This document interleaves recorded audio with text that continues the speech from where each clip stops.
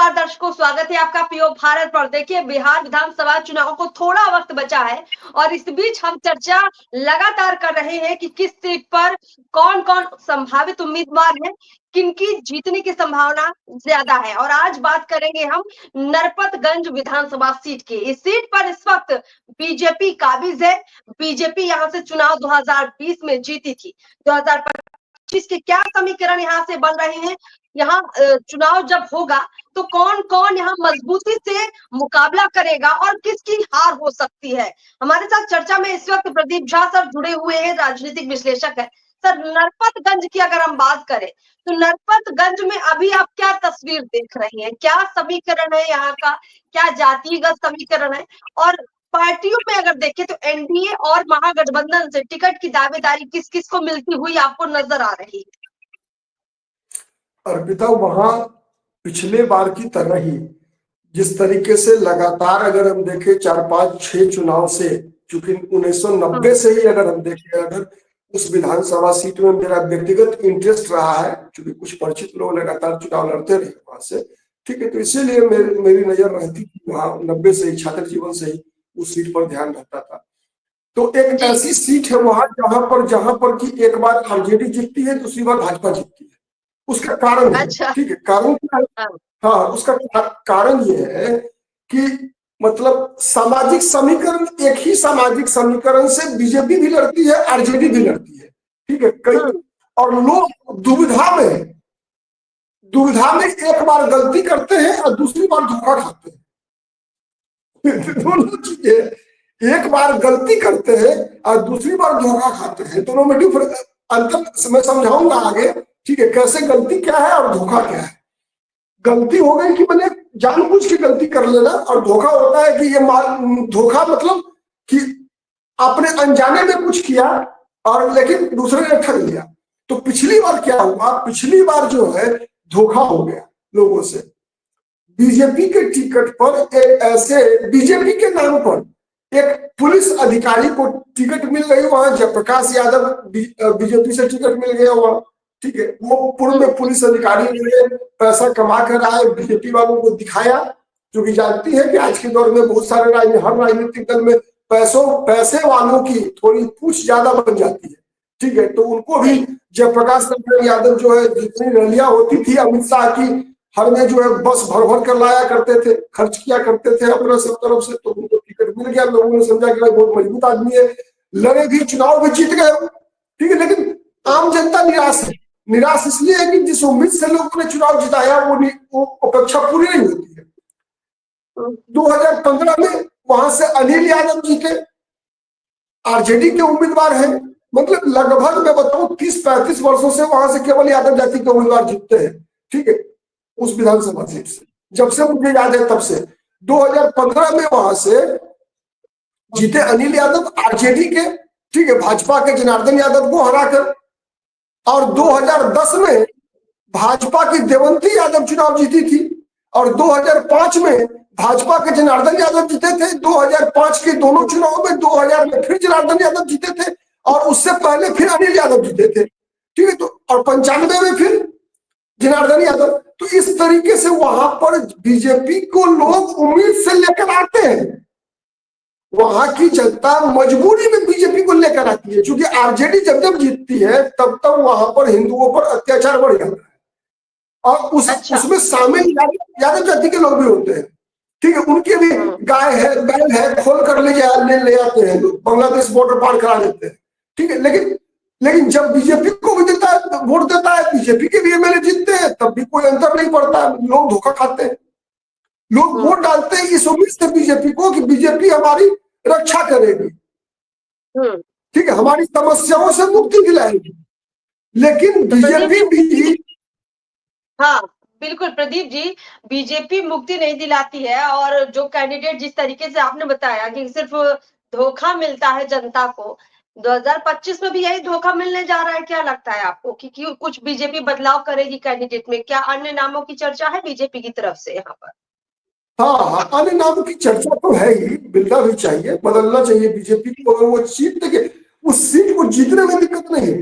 देखिए अररिया और किशनगंज में जिले में कुछ एक सीट है जहां पर कि हिंदू उम्मीदवार चुनाव जीत सकते हैं।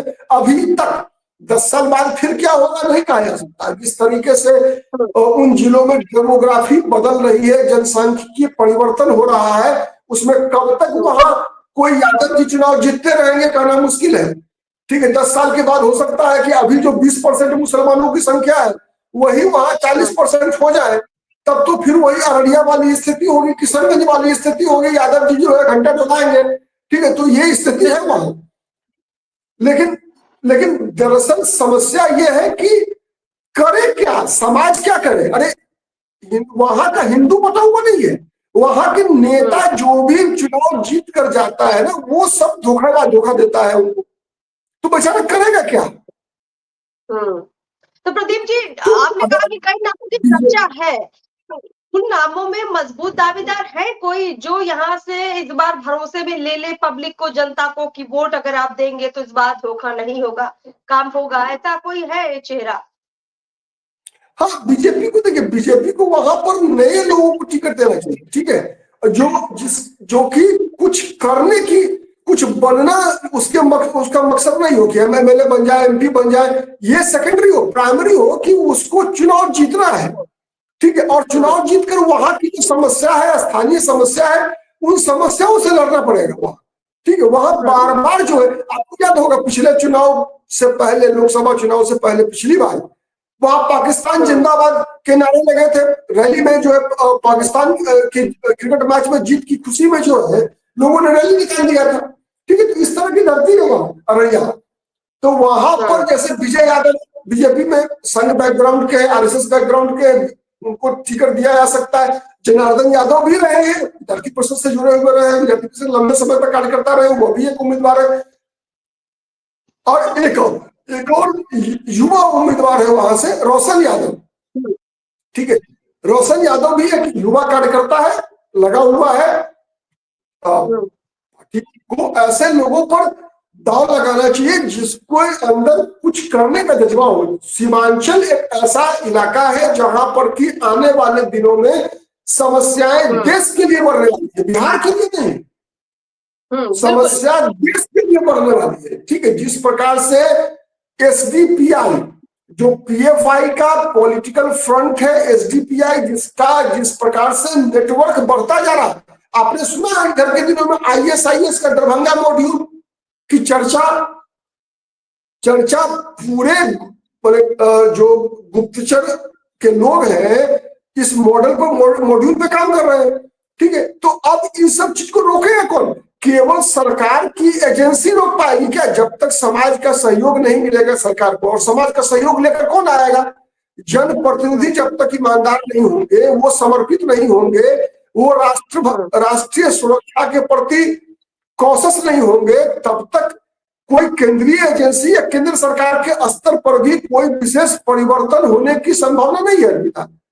ठीक है, बिल्कुल प्रदीप, तो नरपतगंज की समस्या काफी गंभीर है। ठीक आप बता रहे हैं, नरपतगंज की समस्या गंभीर है और स्थानीय लोग भी समस्या से छुटकारा चाहते हैं। 2025 में आपने बताया कि बीजेपी हो सकता है कि कैंडिडेट का बदलाव करे और इस वजह से हो सकता है कि स्थानीय समीकरण बदले और बीजेपी के पक्ष में लोग एक बार फिर से खड़े हो जाए। लेकिन आपने जैसे एक और यहाँ समीकरण समझाया कि एक बार बीजेपी जीतती है, एक बार आरजेडी जीतती है। 2020 में बीजेपी ने चुनाव जीता, तो कायदे से इस लिहाज से देखा जाए तो 2025 में आरजेडी की संभावना दिख रही है। अब आपको क्या लग रहा है, आरजेडी 2025 में क्या है उतने मजबूत इस बार कि वो जो आरजेडी कभी बीजेपी, बीजेपी कभी आरजेडी वाला जो सिस्टम चल रहा है वो इस बार ना टूटे? इसका एक समाधान है मेरी नजर में अभी तक। इसका एक समाधान क्या है?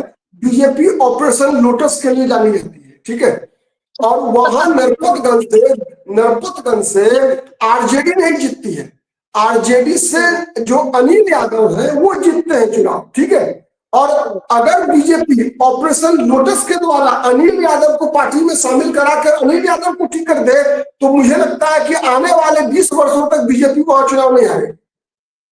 बिल्कुल, अनिल यादव लोटस के सुन लीजिए, अनिल यादव बीजेपी तो इस काम में आगे रहती है प्रदीप जी, इसीलिए मैं कह रही थी ऑपरेशन लोटस तो चलिए एक पहलू है जो बीजेपी पर विपक्ष आरोप भी लगाता है, पूरे देश भर में अलग अलग राज्यों में लागू होता है। बिहार में भी ये होगा ऐसे आप अर्पिता एक कहा है, जा सकता है जी। तो अर्पिता इसके बताया अलावा था कि इसके अलावा मैं समझना चाह रही थी, क्योंकि कन्हैया कुमार का भी जिक्र काफी है, प्रशांत किशोर भी मैदान में है, ओवैसी भी है। ऐसे में जो महागठबंधन है, जो तेजस्वी यादव की पावर है वो घट गई है। अब आरजेडी जितनी मजबूत पहले रहा करती थी 25 में नहीं दिखती है। उस लिहाज से मैं आपसे समझना चाह रही थी कि यहाँ पर क्या लगता है आपको, बीजेपी रिपीट कर सकती है क्या? मैंने बताया आपको, वहां पर न ओवैसी फैक्टर बनेगा, न कन्हैया कुमार कोई फैक्टर है, न कोई प्रशांत किशोर कोई फैक्टर है। वहां पर फैक्टर बीजेपी की जीत में एकमात्र रहा है, वहां अनिल यादव। मैंने बताया ना, आरजेडी नहीं जीतती है वहां, जब कभी जीतती है तो अनिल यादव इतने भले आदमी हैं कि एक भला आदमी, वहां के लोग कहते हैं ऐसा, जैसे वाजपेयी जी के बारे में विपक्ष के लोग कहा करते थे कि एक भला आदमी गलत पार्टी में है। वाजपेयी जी के बारे में लोग कहा अच्छा। करते थे कि एक भला आदमी गलत पार्टी में है। तो उसी प्रकार से वहां बीजेपी के लोग कहते हैं, कई लोगों से मेरी बातचीत होती है वहां बीजेपी के लोगों से, वो कहते हैं कि अगर अनिल यादव अगर बीजेपी में आ जाए तो, क्योंकि जब कभी भी आरजेडी जीती है तो अनिल यादव के कारण जीती है, आरजेडी का वहां कुछ नहीं है, लालू यादव तेजस्वी यादव का कुछ नहीं है वहां। तो अगर अनिल यादव को ही बीजेपी ले आए अपनी पार्टी में तो बीजेपी को फिर कभी दूसरे उम्मीदवार की तत्काल जरूरत नहीं है, और उनका जितना तक नहीं तो फिर है वहां। मैंने बताया ना कि 2-3 नाम है, विजय यादव है, रोशन यादव है, इन लोग नए परिवर्तन करे बीजेपी तो फिर सीट बचेगी, ऐसा नहीं है। वो सीट देखिए वहां जब कभी भी चाहे जयप्रकाश यादव भी जीते इस बार, तो इसलिए नहीं जीते कि जयप्रकाश यादव को अपने कोई छवि अच्छी है इसलिए नहीं जीते, वहां बीजेपी को जीतना था। बीजेपी किसी को भी टिकट देती तो जीत जाते, ठीक है, तो इसीलिए जयप्रकाश यादव जीते वहां। हाँ, बीजेपी को जीतना था इसलिए। ठीक है प्रदीप जी, यहाँ नरपतगंज की तस्वीर बहुत स्पष्ट करती है आपने, बिल्कुल अलग यहाँ का समीकरण बन रहा है। और इस सीट की तस्वीर काफी दिलचस्प भी है, और सीधे ऑपरेशन लोटस तक का आपने यहाँ पे जिक्र किया है। देखते हैं बीजेपी ऐसा कुछ ऑपरेशन यहाँ करती है या नहीं करती है, चुनाव को काफी वक्त है, कितना काम बीजेपी ग्राउंड पर करती है, शायद इसी आधार पर यहाँ का परिणाम आगे तय होगा। बहुत बहुत शुक्रिया प्रदीप जी हमारे साथ जुड़ने के लिए, इस खास सीट पर तमाम बातें हमारे दर्शकों को बताने के लिए बहुत बहुत धन्यवाद।